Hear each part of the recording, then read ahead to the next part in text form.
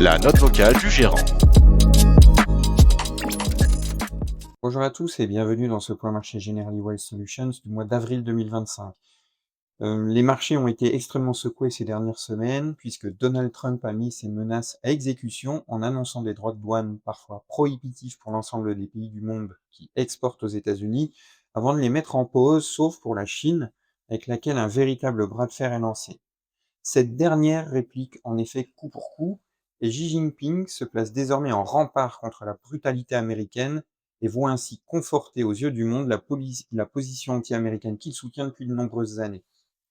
L'administration américaine affirme bien sûr avoir préparé de longue date la volte-face opérée ces derniers jours, en avançant que cela visait à isoler la Chine avec le soutien du reste du monde pour lequel il a repoussé la mise en place des droits de douane.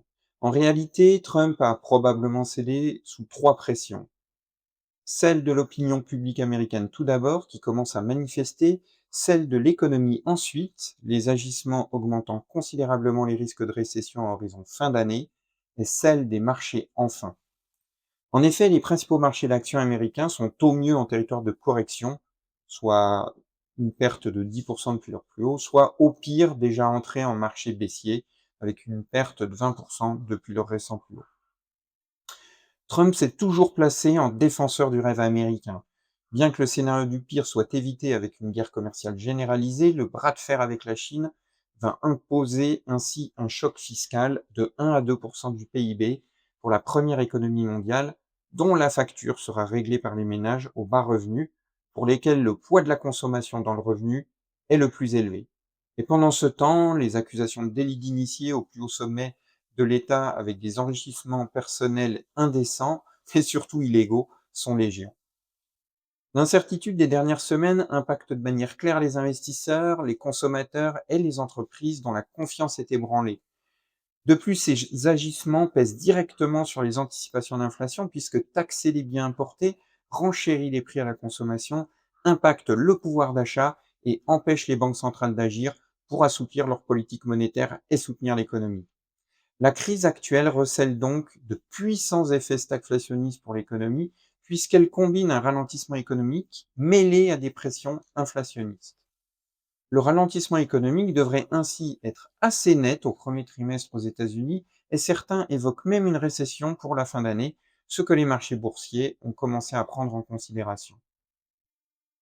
Cette récession ne peut être exclue, bien que nous puissions remarquer que pour l'instant, et même s'il s'agit d'un indicateur retardé, le marché du travail reste solide. Dans ce contexte, la Banque centrale américaine se trouve dans une situation difficile. L'emploi toujours solide et les pressions inflationnistes consécutives à la mise en place des droits de douane l'empêchent de baisser les taux à court terme. Il est cependant probable qu'elle puisse intervenir au second semestre lorsque l'économie et l'emploi auront ralenti. En zone euro, la situation est moins complexe et la BCE va pouvoir intervenir au cours des prochains mois afin d'assouplir sa politique monétaire et soutenir l'économie, ce qui constituera une bouffée d'oxygène dans les prochains mois. Reste à savoir si cela sera suffisant dans un contexte de croissance déjà faible, alors que la Chine, pour laquelle le marché américain semble désormais bouché, pourrait être tentée de se rabattre vers d'autres marchés à fort potentiel, dont l'Europe, pour vendre sa production. Ainsi, si Trump est encore sûr de son jeu, il va devoir prendre en compte qu'il a besoin des autres pays, tout d'abord pour placer des quantités importantes de dette gouvernementale américaine qui financent son déficit. La Chine et l'Europe détiennent ainsi une arme ultime pour répliquer. Si ces pays venaient à ne plus acheter d'obligations américaines, voire à les vendre en représailles, les taux d'intérêt américains monteraient fortement et pénaliseraient l'économie américaine. Alors dans ce contexte, que faire au niveau de la stratégie d'investissement? La réaction des marchés à la mise en place des droits de douane et à la montée des craintes de récession est épidermique et la volatilité des actions a atteint des niveaux synonymes de panique. Au sein des portefeuilles les plus dynamiques, nous en profitons pour renforcer les positions en privilégiant les valeurs incontournables qui ont pour certaines subi des baisses conséquentes. Nous redéployons ainsi une partie des liquidités que nous avions conservées dans l'attente d'opportunités.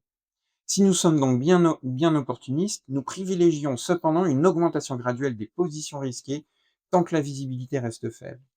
De leur côté, les obligations d'État ont récemment tenu le rôle protecteur que nous leur prêtions car les craintes de récession ont entraîné à la baisse les taux d'intérêt à long terme. Aux États-Unis, le taux à 10 ans est passé de 4,8% mi-janvier à près de 4% début avril, ce qui représente un mouvement extrêmement conséquent.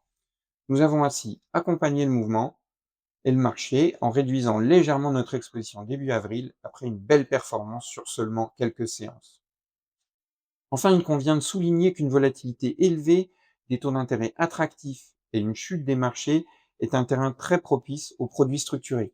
Certains de ces produits complexes, basés sur les taux d'intérêt, devraient à court terme s'apprécier, tandis que les sous-jacents actions offrent des points d'entrée attrayants à moyen terme. Ils peuvent par ailleurs constituer un vecteur de repondération des risques dans un portefeuille, tout en bénéficiant d'une protection en capital à l'échéance pour les investisseurs qui ne souhaitent pas investir directement sur les marchés d'actions. Il faudra cependant être vigilant aux sous-jacents choisis pour construire ces produits. Merci de votre écoute et à très bientôt pour un prochain point marché Generali Wealth Solutions.